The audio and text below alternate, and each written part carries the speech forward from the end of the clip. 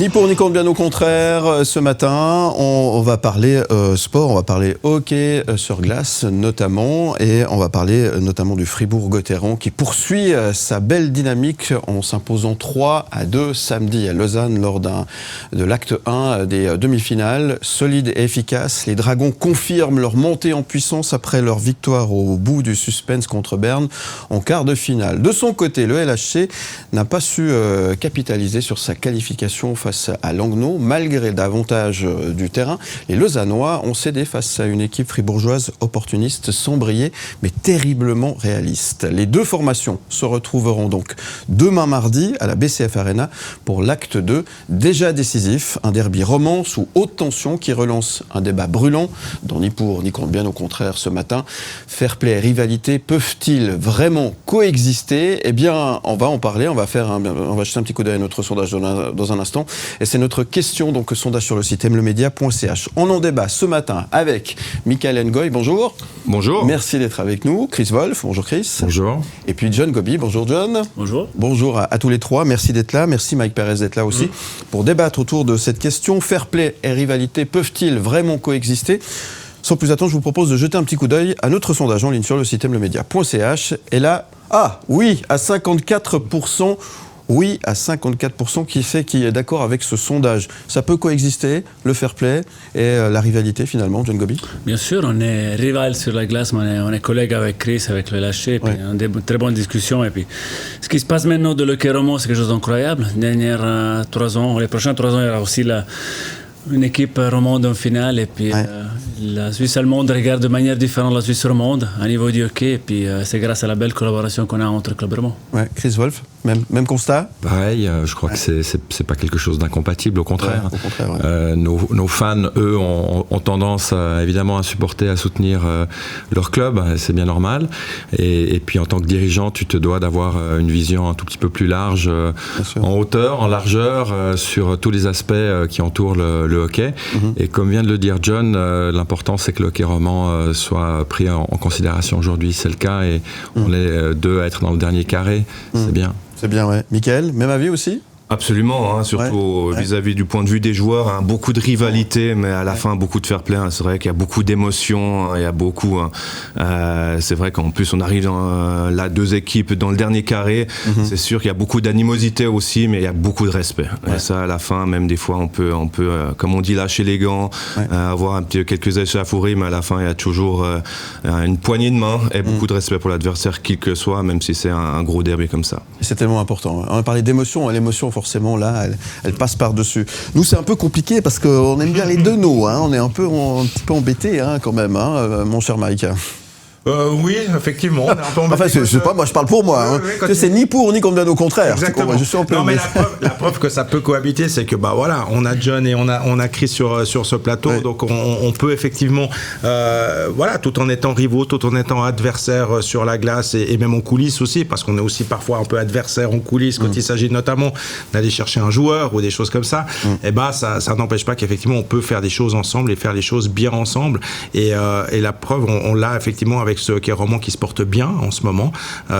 Et puis le hockey sur glace a cette particularité, comme l'a souligné Michael Ngoy, c'est que on peut être très haut dans l'émotion sur la glace, puis une fois que le match est terminé, on peut effectivement retrouver une certaine normalité, je dirais, entre joueurs. On peut être beau-frère sur la glace et adversaire, et puis ça ne nous empêchera pas d'aller manger ensemble le dimanche à midi chez Belle-Maman. Voilà. Ça, j'ai passé. C'est très bien. On a reçu également quelques réactions, parce que c'est intéressant. On a ouvert notre standard aux téléspectateurs et auditeurs d'Aime Média, et on a posé cette question. La question, c'est fair play et rivalité peuvent-ils vraiment coexister ?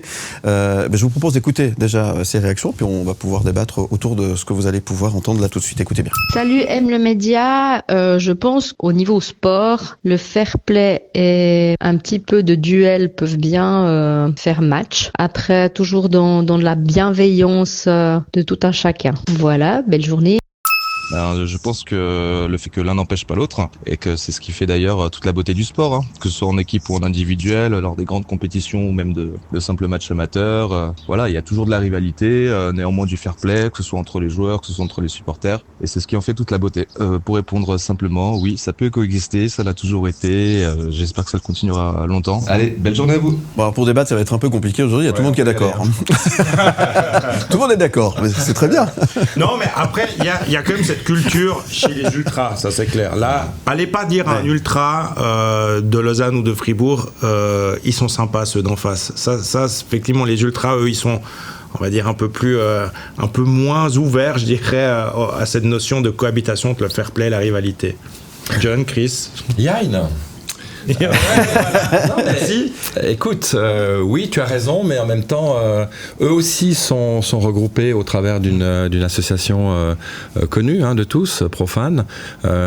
Et puis on a quand même réussi avec John, avec nos sécurités respectives, de les réunir et puis de leur dire, bon, est-ce que vous voulez assister toutes et tous à la fête ? Oui. Alors, il y a des règles et on vous propose pour ça de se réunir autour d'un document, d'une charte, d'une philosophie, d'un état d'esprit, de respect quand on vient à la patinoire. Parce que nous, si on tolère, encore une fois, je dirais les amitiés verbales et puis le soutien émotionnel pendant un match, ça fait partie du show et puis on n'a pas à intervenir là-dedans. Ce qu'on veut pas voir, c'est la violence, c'est clair. Et cette violence-là, dans le stade, je crois qu'on l'a résolu les deux. Je veux pas parler pour John, mais en tout cas, Vaudoise Arena, depuis 2019, c'est une place safe. Le concept de sécurité qui a été mis en place est vraiment performant. Alors après, il y a des incidents qui ont lieu en dehors du terrain, en dehors de l'aréna. Puis ça, tu le contrôles pas. C'est pas sous notre responsabilité. Mais je crois ce qui est indispensable, à mon avis, c'est d'avoir un dialogue permanent avec ces communautés-là et puis de travailler. C'est nos supporters, c'est nos fans. Ouais. On se doit d'être proche d'eux. Et puis ils ont un rôle important. Bien sûr. Évident. Alors ça va au-delà du sport parce que c'est clivant, c'est le même problème entre Genève et Lausanne, c'est la même chose entre Lausanne et les Fribourgeois.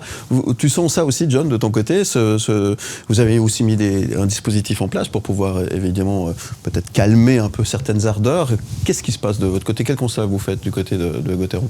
Bien sûr, c'est les derbys en play-off, voilà, il y a beaucoup d'émotions, mais surtout l'entourage, et les fans et tout ça, mais aussi l'entourage des joueurs autour de la famille Gauthieron. On sent ça. Nous, on est passé par Berne, c'est un derby très senti à Fribourg. Maintenant, on a un derby contre Lausanne. Ouais. Mais si avec Berne qu'avec Lausanne, on a eu des très bonnes discussions en amont pour contrôler au maximum tout ce qui se passe dans le périmètre des stades. Ouais. Et puis, c'est très bien passé avec Berne.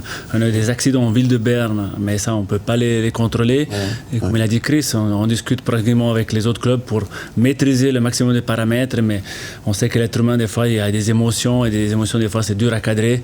Mais on cherche de contrôler le maximum, et pour l'instant, tout va vraiment bien. On y revient à ces émotions en tant que joueur, justement. Vous ressentez ça c'est l'ambiance qu'il peut y avoir dans une patinoire, dans un stade, c'est évidemment quelque chose qui joue un rôle.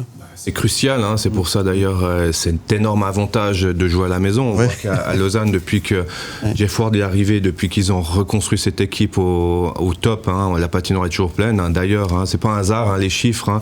Lausanne qui est la meilleure équipe à domicile, je crois, ces 2 dernières saisons.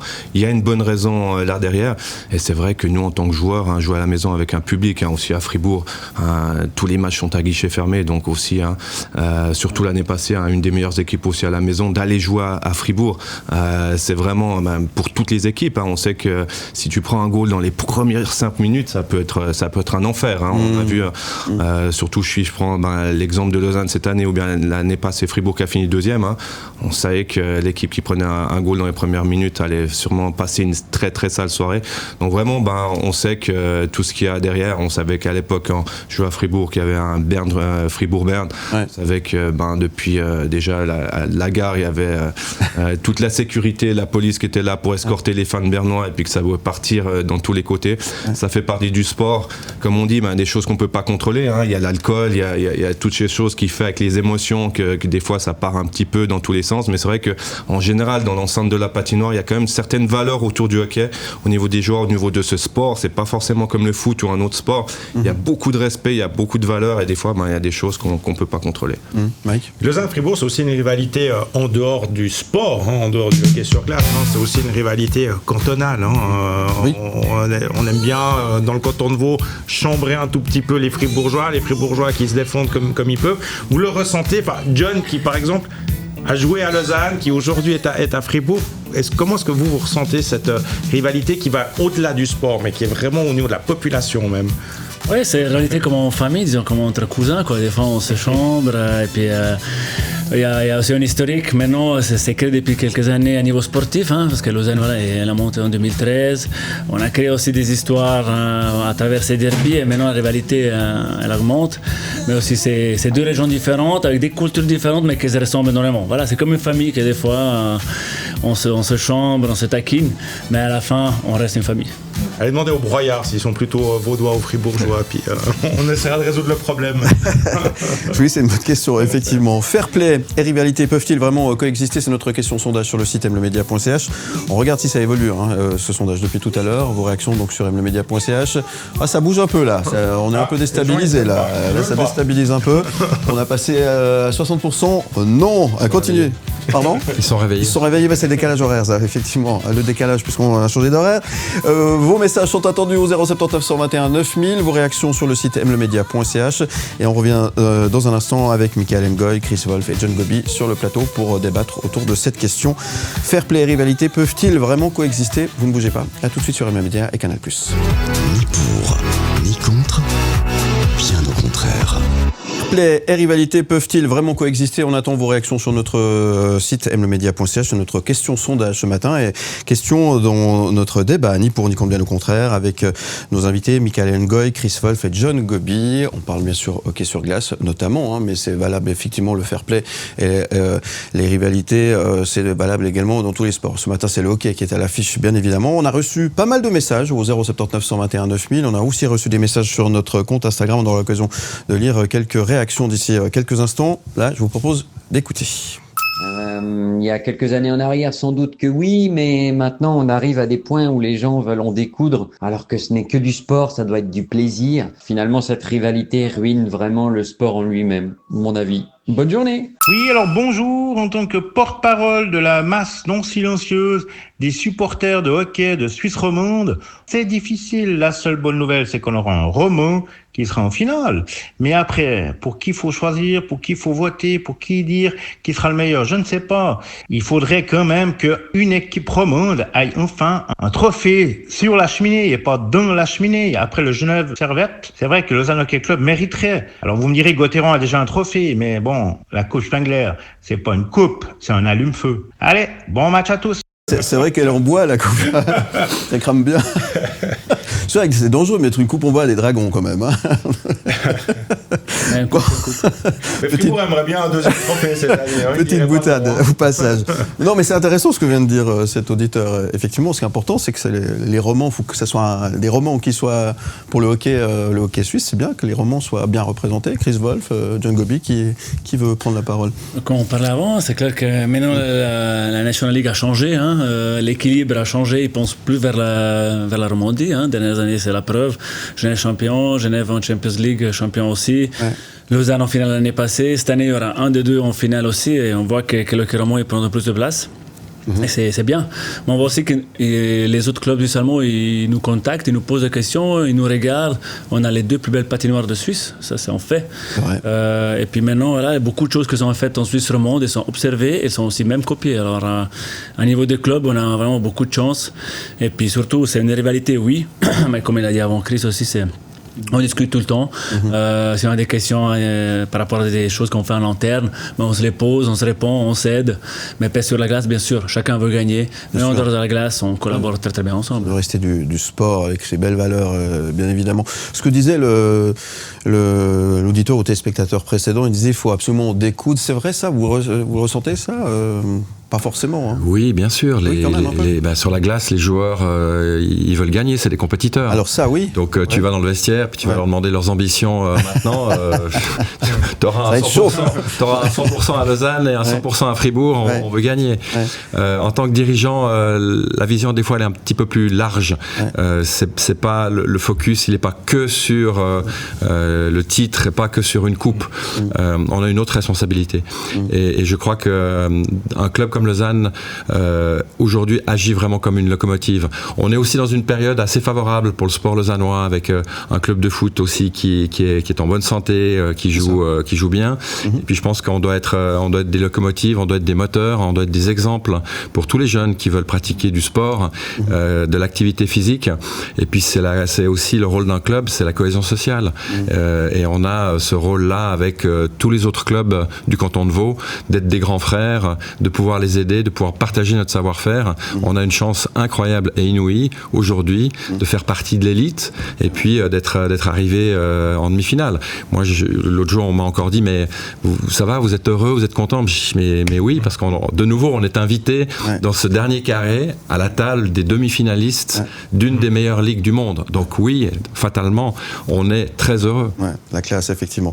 Là, je m'adresse aux joueurs, Michael Ngoy. Là, avant de rentrer sur la glace, le coach, il arrive et dit « On va se les faire, on va y aller ». Qu'est-ce qu'il dit, le coach ? Alors, comment ça se passe? Des fois, on a des images de ce qu'on peut voir au cinéma. Est-ce que ça se passe comme ça dans les vestiaires? Alors, on n'a pas besoin d'avoir le message du coach pour savoir comment il faut réagir, les émotions qu'on va avoir. Je pense que si vous attendez sur le coach pour vous dire, les gars, ce soir et tout, je veux dire, là, en plus, on parle de quart, de demi-finale, on parle de derby pendant la saison. Je veux dire, si le joueur, intrinsèquement, il n'est pas motivé par lui-même, c'est qu'il y a un problème puis qu'il n'a rien à faire ici.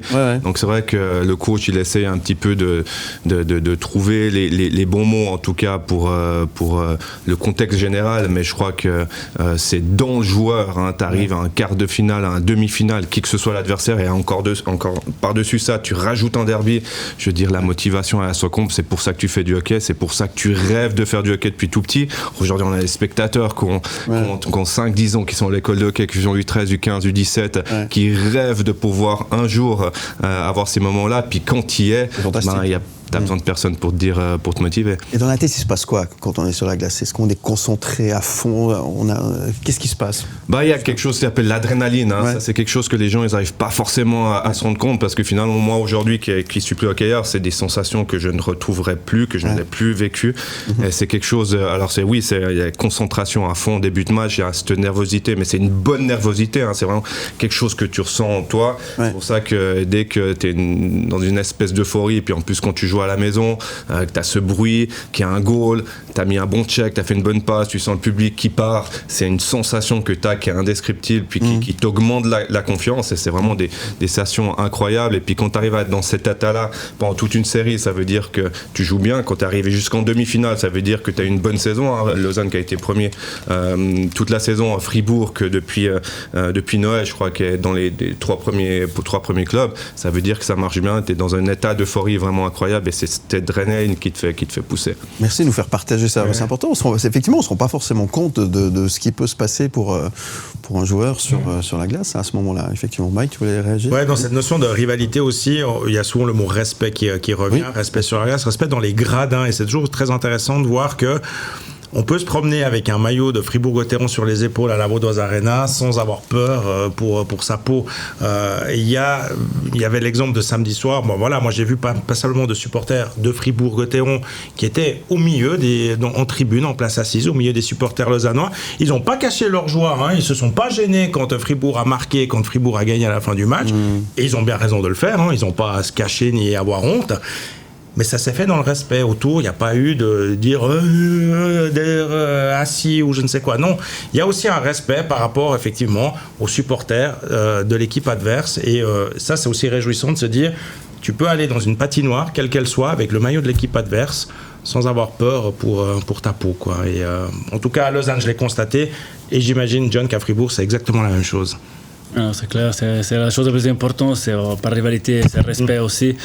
Et puis on veut tout le monde, tous les patinoires, avoir tout le monde, les patinoires, les familles, les enfants, c'est notre public du futur. Et puis cette sensation de sécurité, elle est très importante. C'est pour ça les discussions ouvertes entre clubs, les systèmes de sécurité mis en place.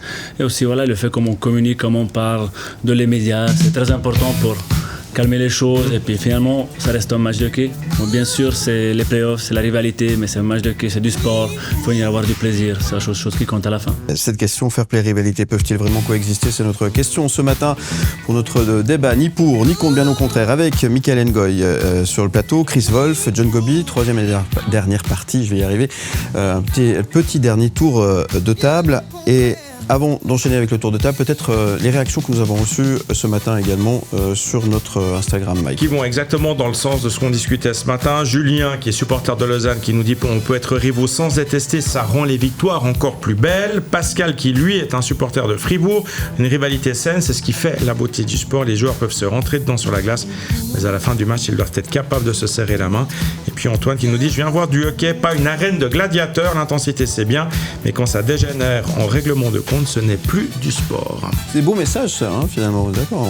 On sent finalement qu'il y a ce côté bienveillance. L'émotion est toujours présente évidemment, parce que ça c'est le côté peut-être rivalité. Effectivement, on veut soutenir son équipe, c'est important, mais pour autant on va pas faire n'importe quoi. Et ça c'est, vous le ressentez quand même, malgré ce qu'on disait tout à l'heure, Chris? Je pense qu'il y a un élément qui drive un petit peu les choses, c'est l'effet de jeu.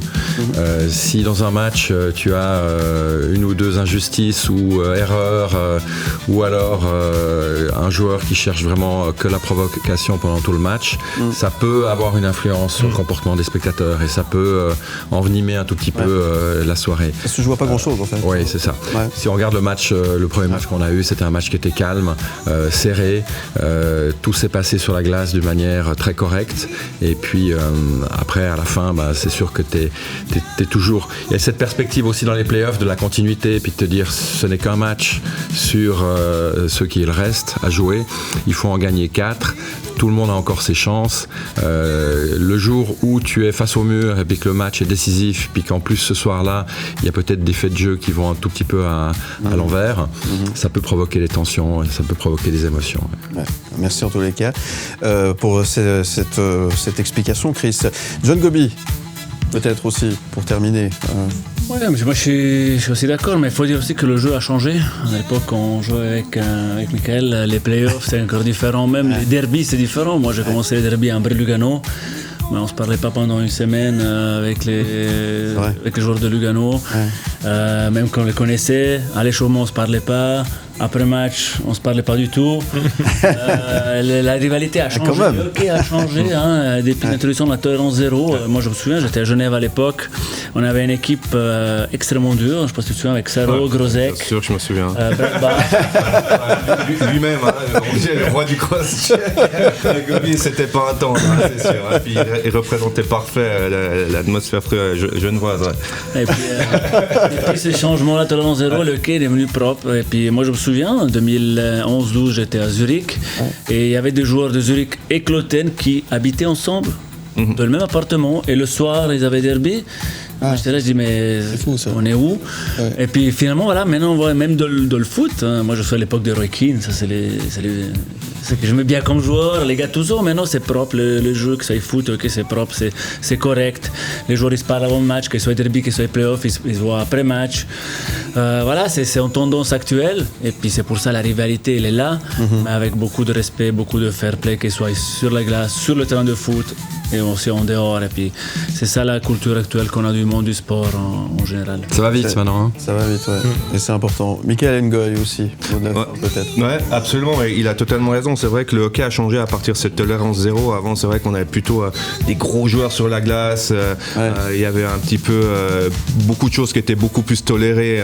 On pouvait, au niveau physique, on pouvait faire des choses qu'on ne peut plus aujourd'hui. Donc on a changé les règles, qui est devenu beaucoup plus rapide, beaucoup plus de place pour les petits joueurs, pour les joueurs rapides.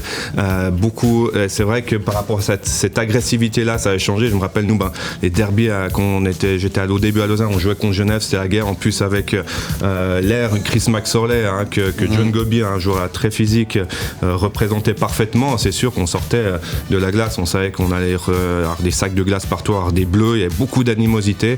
Et c'est vrai que depuis cette tolérance zéro, on a changé les règles, on a rendu le hockey plus fluide, plus rapide. Et là, l'animosité, la dangerosité, l'agressivité a nettement diminué. Ouais. Aujourd'hui, on voit que le hockey suisse est une des ligues les plus rapides de la Suisse. D'ailleurs, beaucoup de joueurs d'NHL qui viennent ici en Suisse, qui n'arrivent pas à s'adapter parce que les patinoires sont plus grandes. Tu dois être un bon patineur. Et certains joueurs qui arrivent d'NHL n'arrivent pas à s'adapter. D'accord. En tout cas. Il a raison. Et puis, chose qu'on relève pas souvent par rapport à la rivalité, respect, aussi les émotions, comme a dit Chris, c'est l'embellishment. Embellishment, ça veut dire les diving, les joueurs qui accentuent une pénalité. Ça peut créer de la frustration dans le public, de les équipes. Et maintenant, depuis plusieurs années, la Ligue on punit sévèrement, surtout au niveau financier, les joueurs qui accentuent une faute. Ouais. Et puis ça crée aussi, comme on a dit, le jeu est plus vite, plus rapide et plus fair aussi. Ouais. Et finalement, ça crée une atmosphère aussi différente. C'est un travail qui est fait depuis plusieurs années. On arrive à parler derby en demi-finale. On parle de fair play et puis les choses se passent bien sur la glace avec des matchs propres, des matchs beaux à voir. C'est le plus important aussi. En tout cas, merci à tous les trois. Oui. C'est le sport qui a connu la plus grande évolution ces 10 dernières années. Le foot pourrait prendre exemple. Flagrant. Clair. Tout à fait. Bon, alors demain soir. Ouais, en conclusion, en fait. Les gars, comment ça se passe ? Il faudrait que. Tu peux les tourner. Tu veux comme ça tu veux que je tourne comme ça On te le numéro. Ça, c'est le. Joli. Tu sais, ce joueur-là, il est très bon. Moi, j'aimerais juste demander. Je vais faire le tour de table. John. Pourquoi c'est Fribourg qui va gagner cette demi-finale ? Quelle est la force de Fribourg qui va leur permettre à Fribourg de battre Lausanne ? Mais nous, on parlait de la Coupe Spengler, de prendre une décision difficile juste avant Noël avec le changement d'entraîneur. Et puis c'est comme en Tetris, tout s'est mis en place. À Davos, on était ensemble, la famille Gauthieron, les joueurs, les familles des joueurs, le staff, le conseil d'administration, les collaborateurs ensemble. Et puis on a su créer vraiment une Tetris, tout s'est mis en place. Et puis on a remonté le classement et puis on est arrivé en play-off à place 6. Puis là aussi, c'est un momentum qui s'est créé. Et puis de notre côté, bien sûr, on a une équipe très disciplinée. C'est ça qui va faire une différence. Je pense que c'est différent d'être discipliné dans le jeu, aussi dans les pénalités. Qu'est-ce que ça va permettre au Lausanne Hockey Club de renverser la tendance ? La Vaudoise Arena, 21 matchs gagnés sur 26 en saison régulière, le public qui pousse. Mais là, il faudra aller gagner un match à la BCF. Il faudra, mais il faut toujours. Ouais. Non, mais là, l'année dernière, on en a fait 3, donc cette année, je pense que c'est possible. Le coaching staff, un travail incroyable, et puis l'unité dans le vestiaire, l'esprit d'équipe qui règne actuellement au Lausanne Hockey Club. Bon. Michael Ngoy, ancien de Lausanne, ancien de Fribourg. Ouais. Alors, le cœur balance toujours un peu. De position totalement neutre. C'est vrai que moi, j'ai la chance de dire qui c'est qui va gagner. Moi, ça va me satisfaire. Alors pour le côté lausannois, c'est vrai qu'on sait qu'il y a une grosse structure. On sait qu'avec le coach Amarbien, une belle saison, une belle profondeur de banc. Du côté de Fribourg, ils sont vraiment revenus de l'enfer. Ils sont vraiment, qu'on a connu vraiment de la misère au début, puis qu'on revient comme ça fort. Ils ont connu des excellents quarts de finale. Ils ont aussi l'équipe pour. Donc moi, vraiment, c'est du 50-50, puis peu importe l'issue, je serai content. Pas de pronostic alors. Non.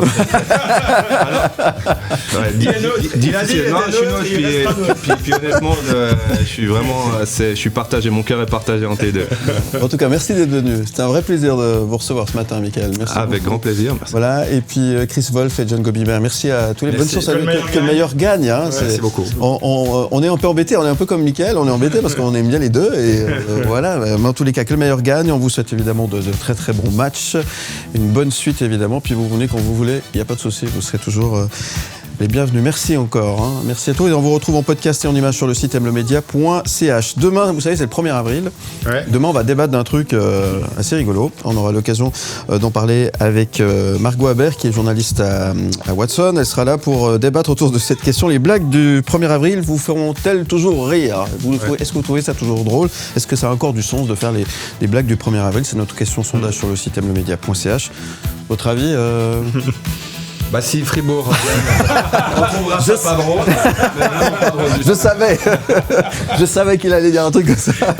Votre avis, en tous les cas, nous intéresse sur le site mlemedia.ch. Vous pouvez aussi prendre part au débat, nous raconter une farce aussi, pourquoi pas, pour demain. Ni pour ni contre, bien au contraire, on aura grand plaisir à vous écouter au 079 121 9000, messages écrits, messages vocaux. Et puis, bien sûr, ça se passe sur le site mlemedia.ch. Où tu veux.